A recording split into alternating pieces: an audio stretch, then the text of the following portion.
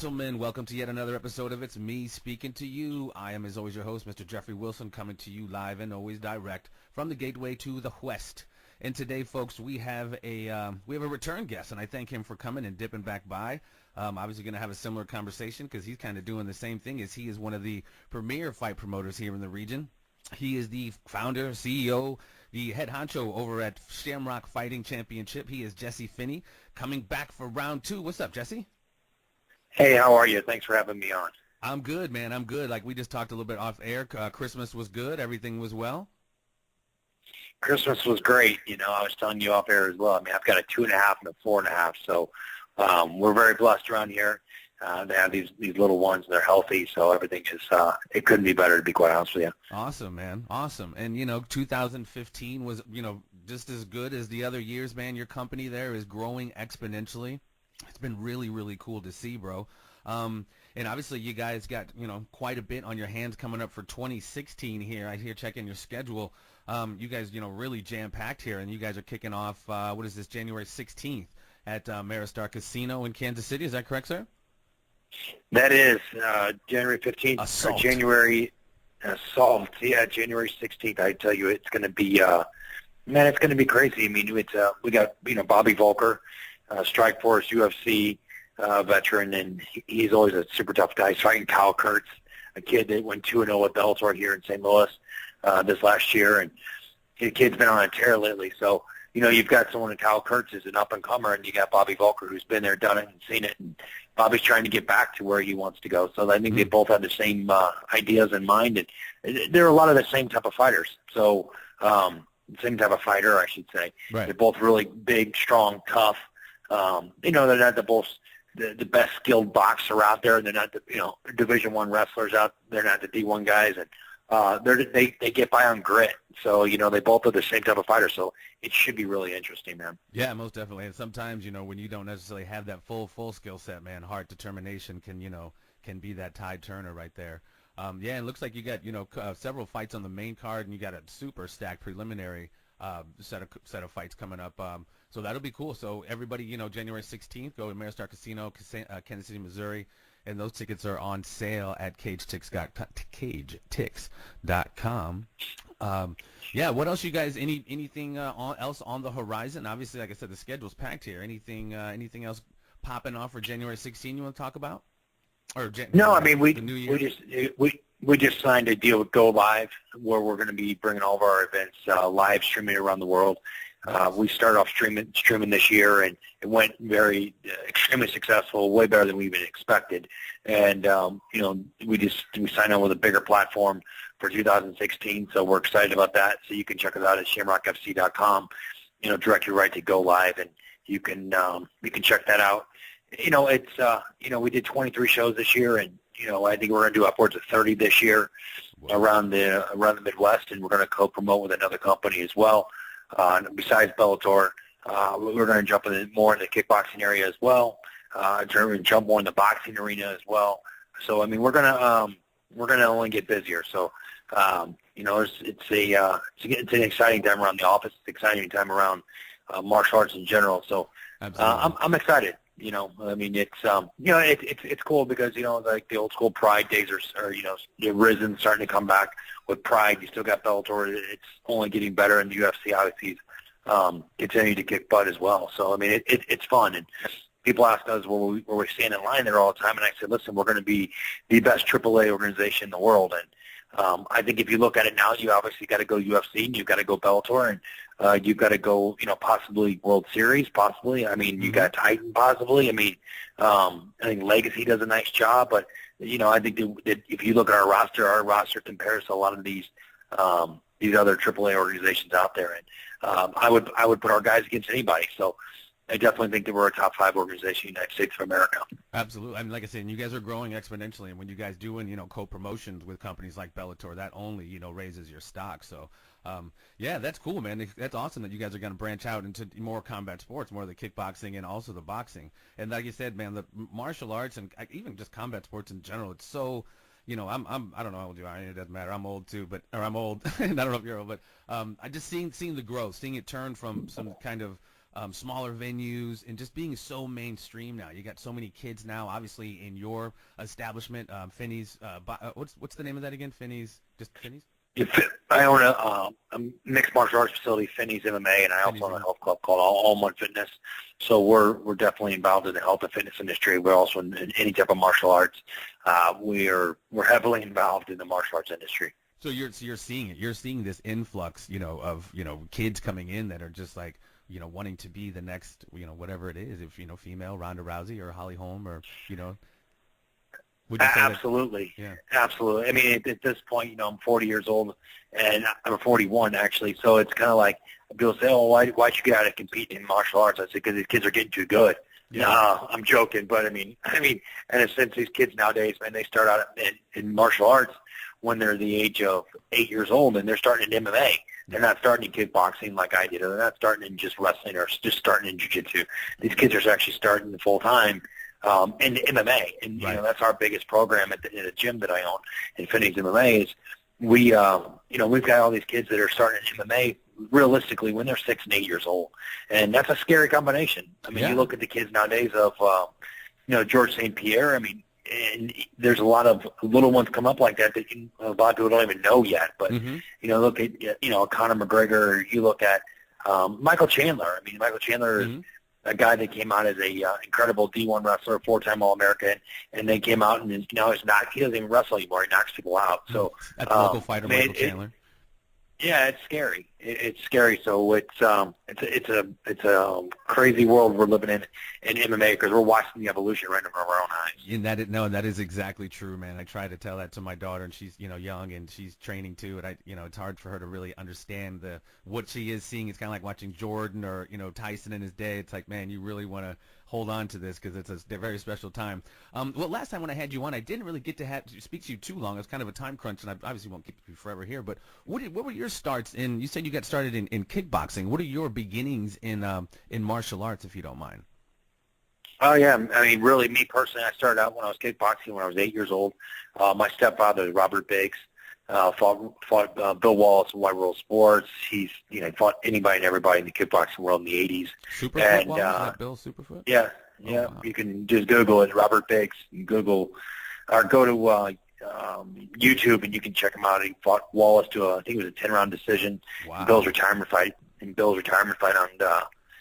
White World Sports. He lost a split decision in Bill's Definitely check it hometown. out. Yeah, absolutely. So that's where I got started in the martial arts, the combat sports, and then started boxing when I was age of 10. And so, I mean, it was I was always raised around it. And then, I wrestled a little bit in Pee Wee growing up. Mm-hmm. I got into wrestling because I thought it was the pro wrestling. Little did my parents tell me that it was actually real wrestling. I loved it because I've always been kind of a rough kid. Sure. And I shouldn't say rough, but aggressive. And Sure. I've always played athletics. Went to school, played baseball in college, and then got back out, man, and started kickboxing really at the age of I had like 22 full time, and then got into that. And then really what happened was I was training a bunch of MMA guys and sparring with them all the time, and then holding pads for them. And they're like, "Man, you've got to get in this MMA." And I was like, "There's no way. You guys are crazy. There's no way I'm jumping in that cage and fighting people." And I didn't understand the sport, right? Sure. So essentially, I was an athlete that knew how to kick and punch. My wrestling was pretty non-existent, to be honest with you. And then basically, I was like, I don't even know how to spell jiu-jitsu, and I didn't even know what that was. So then basically, they're like, you've got to get into this. I mean, because I was sparring with them all the time, and I'd hold pads for them, and I was honestly, I mean, I would say I was probably much better athlete overall. I played all three sports in football, basketball, baseball through high school. Played, baseball through college, and so I've always been a decent athlete. And then, not to the caliber these kids are now, because these kids are, coming out that are athletes and they really know how to fight. Right. And so basically, And like, training all right, well, and nutrition has taken such a leap too. You know what I mean? Has evolved. it's What we It's know. incredible. About, I mean, yeah. But that's great. A lot of people are bitter about that as the older you get. Like, for me, I think, man, it's just a great opportunity for these kids. I'm so happy for them. Oh, absolutely. And it's great.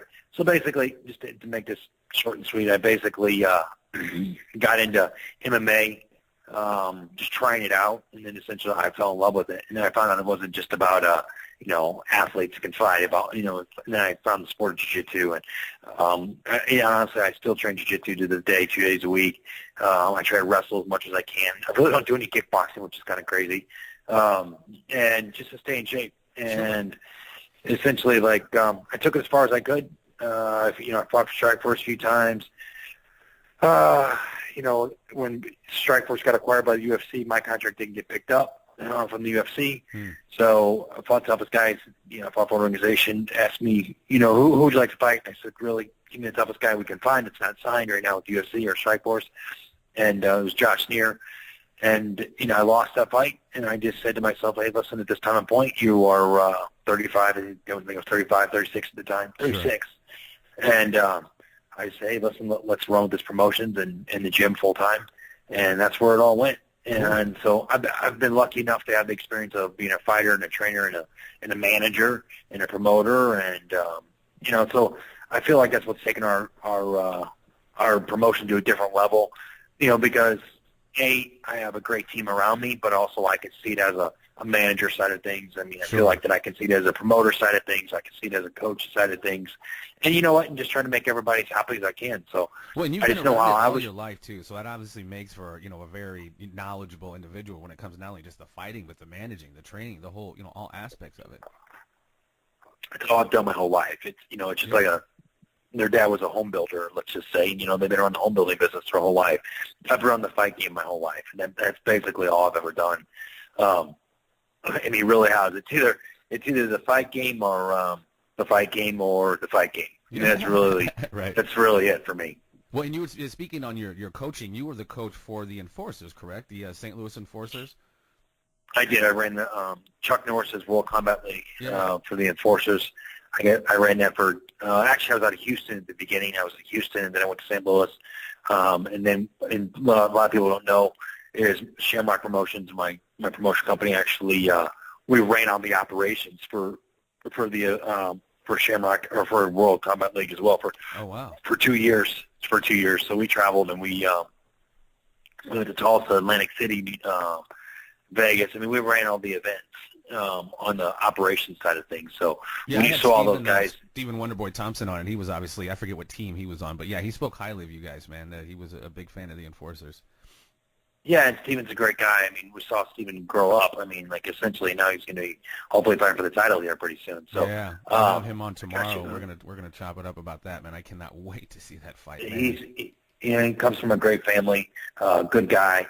He's been around it all his life. Dad. Yeah, exactly. I mean, and Ray, his father, is a great guy. Ray and his dad and my dad actually know each other really well, so it's kind of it's a cool story. So sounds like it. Wow. I think we need more Stephen Thompsons out there in the mixed martial arts world because they understand the martial arts side of things. So, right. It's great. I'm extremely proud of him where he's came with it and where he's still going with it, I should say. Absolutely. So it's an awesome deal. Yeah, it's amazing. And, well, a little bit kind of segueing into that, I guess. Obviously, everybody, again, man, Assault, January 16th, coming up at Maristar Casino, Kansas City, Missouri. You can get your tickets at cagetix.com. Cage Tix, I don't know why I have such a problem with that. And so UFC, with the UFC product. So here's some chillins in the background there. That's my kids. Yeah, Sorry no, about I know. that. That's all right. That's no biggie, dude. It's all right. Not too much on the UFC, but some of the big news, obviously, recently in the UFC. What are your thoughts on the big upset between Holly Holm and Ronda Rousey, and the sound like an immediate rematch coming up?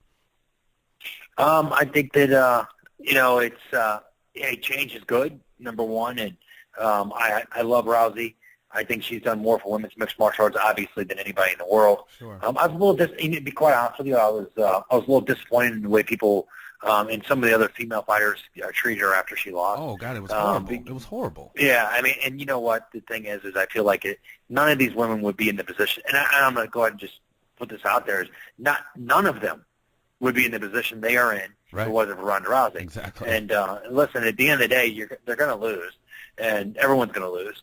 And this isn't boxing where you fight a bunch of cans to get to the top. I mean, yeah. So, I mean, I was really disappointed in the way a lot of people treated her. Now, granted, she does put herself out there, and she does a lot of things. And, she doesn't do it the right way at times. I do disagree with that. I can take on the whole division with one arm. That was a bit bold. Right. I get that, and I get that. But at the same time, there's also a way that Ronda Rousey did a lot for women's, or has done, and still doing a lot for women's mixed martial arts. So, and what I don't think a lot of people understand is Rousey's had 15 fights altogether. Yeah. Altogether, So you look at it like that, and then you also look at it as like, okay, well.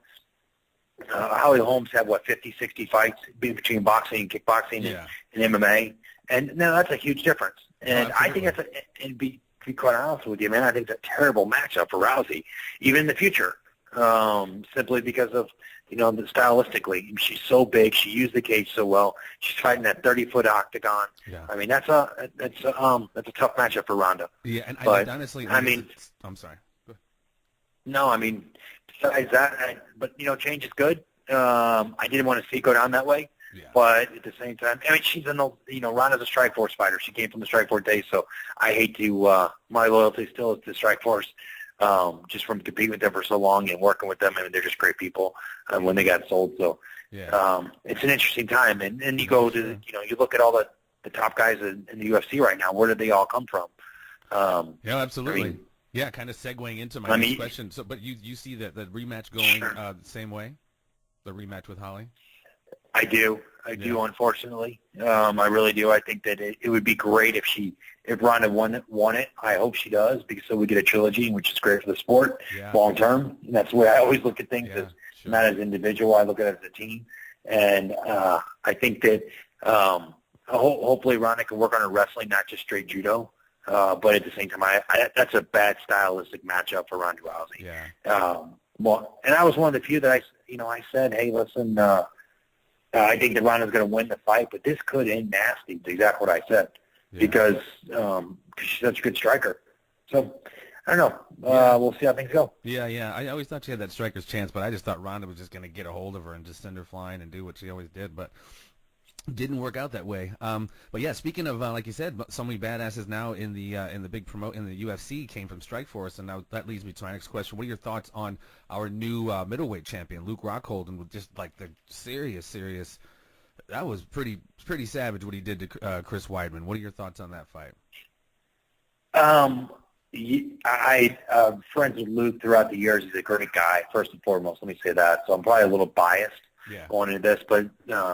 He is, Luke's the real deal, man, and that's what people don't understand. Luke's biggest weakness is his wrestling, but you know what? When you wrestle with Cain Velasquez and Daniel Cormier every day, I think that your wrestling's going to be just fine. Right. So, I mean, do you think that fight, like everyone said, was contingent on that spinning wheel kick he did, or whatever that was? No. I don't. I think that. I mean, that was the straw that broke the camel's back. But, I mean, long term, I just don't see it happening. I actually thought that Weidman was actually probably going to win that fight. I'll be the first to say that, just because I thought Weidman was going to hold him down and just make it a snooze fest for 3 rounds. And I love Chris Weidman, so keep that in mind. Sure. I think Chris Weidman was always one of the most underrated fighters out there, simply because his wrestling is so darn good and his jiu-jitsu is so good.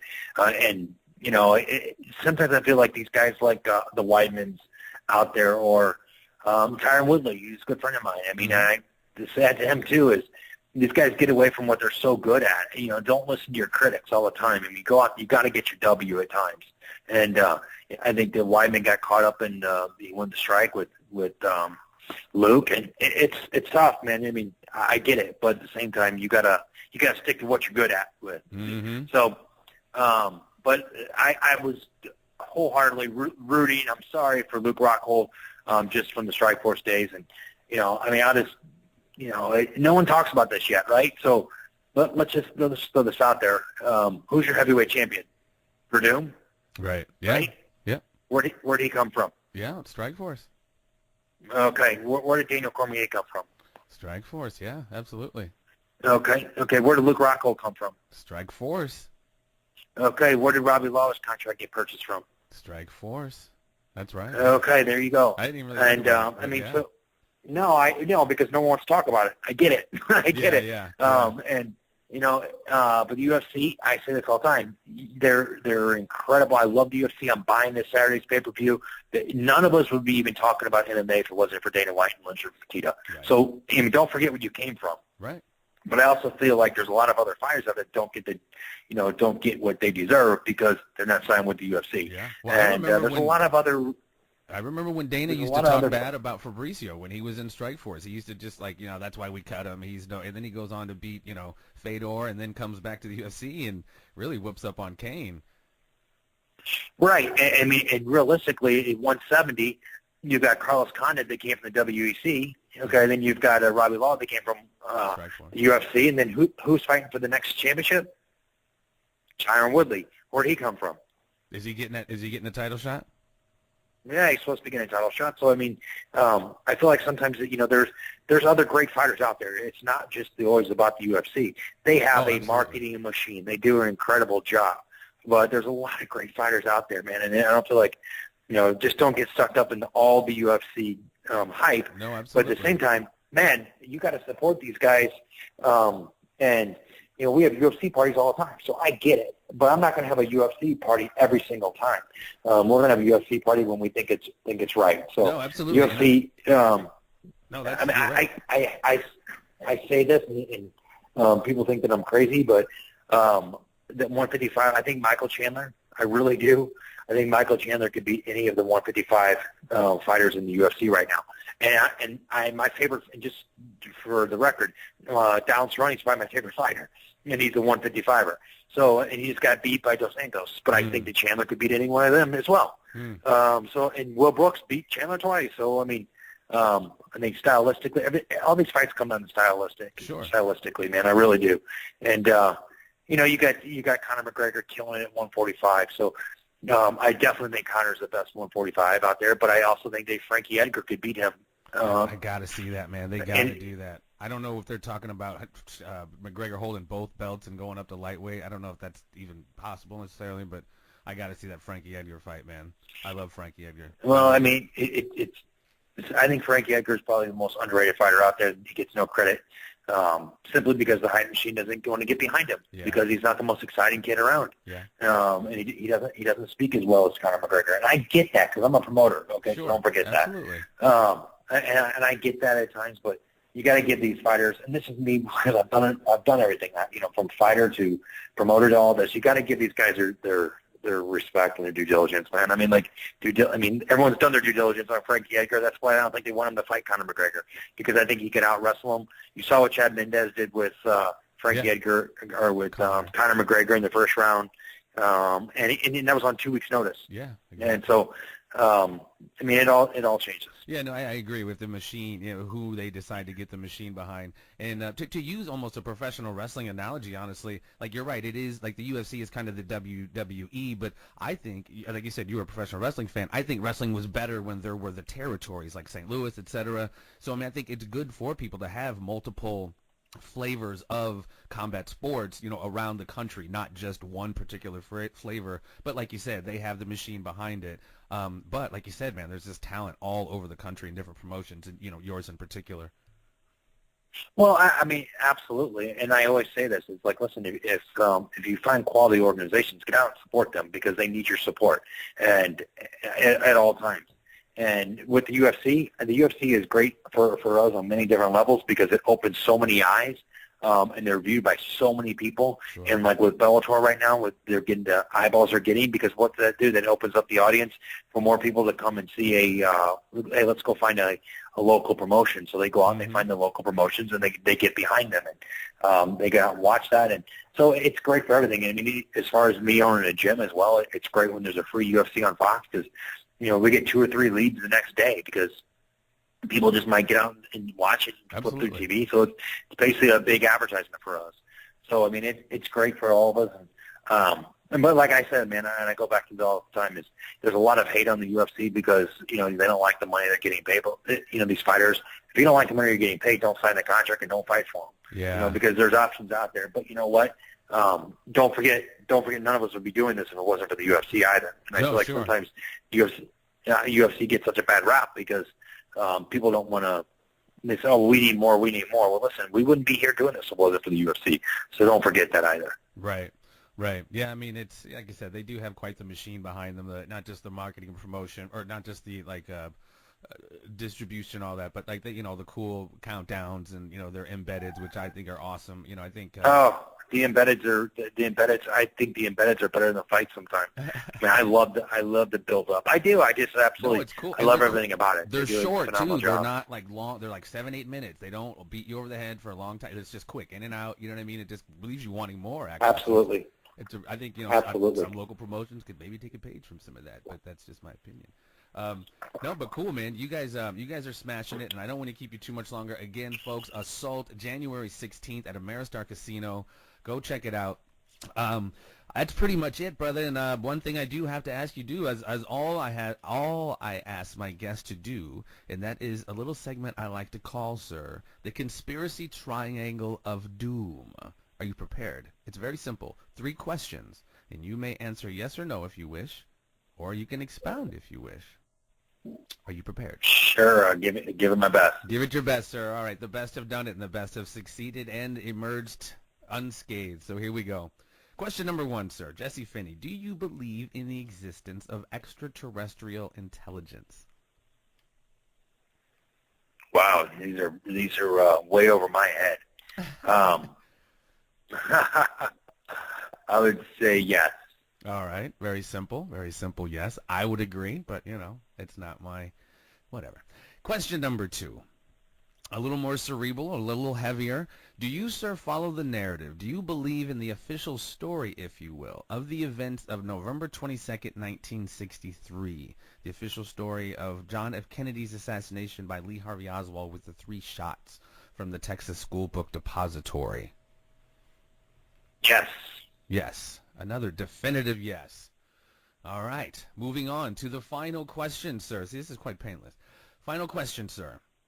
It's about following narratives once again. Do you believe the official story and follow the narrative of the events of September the 11th, 2001? Of course, we had the official story, and then we have inside job-ish stories and conspiracy and etc. Yes, I do believe in it. Yes, he does. Another quick yes. Ladies and gentlemen, he has emerged unscathed and unharmed from the Conspiracy Triangle of Doom. Jesse Finney, thank you so much for coming on, my friend.